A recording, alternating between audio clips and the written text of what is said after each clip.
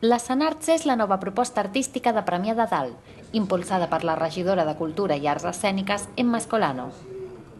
Es tracta d'un seguit de representacions a la Sala Teatre de Sant Jaume, amb l'objectiu d'apropar les diferents arts al poble. L'Escenarts neix des de la intenció d'apropar les arts, totes les arts, les diferents especialitats que hi ha, d'una manera professional al poble de Premià de Dalt. El Calaix de les Milongues, interpretat per Joel Minguet i Claudio Martín, va encetar el festival el 30 d'octubre.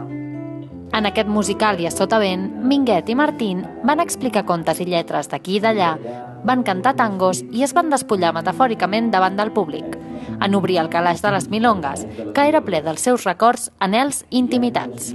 Doncs hi trobarem una mica de tot, és a dir... jo explico al principi de l'espectacle, l'altre dia ho vam trobar una mica, que és aquesta cosa de la sensació quan vaig a casa dels meus pares i vaig a la meva habitació, que està igual de quan tenia 16 anys, i és a la nit, i de cop i volta obro un calaix i em surt aquella foto, o em surt aquell escrit, o aquell poema que vaig escriure, i van sortint però sense un ordre, sense un sentit tampoc, són emocions, no? Que una emoció em va portant a l'altra, y de cop y volta, hostia, es como una sensación muy agradable, ¿no? En su mayoría son tangos. Después tenemos un blues, que también es de autoría de otra época mía. ¿Que tenías el pelo largo?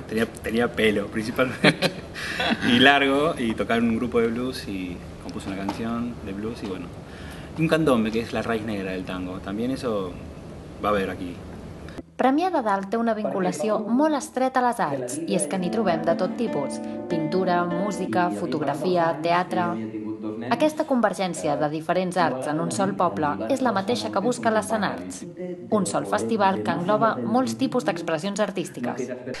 Aquí tenim escola de música, tenim aula de dansa, tenim teatre amateur, teatre d'aficionat, el teatre als avis, hi ha moltes activitats artístiques, tenim poetes, tenim fotògraf, tenim arts plàstiques, i la idea és una mica barrejar les diferents arts escèniques, que no, per això comencem amb música i lletra, que no tot sigui lletra, ni tot música, ni tot dansa, pot ser dansa amb audiovisual, dansa amb música, dansa amb lletra.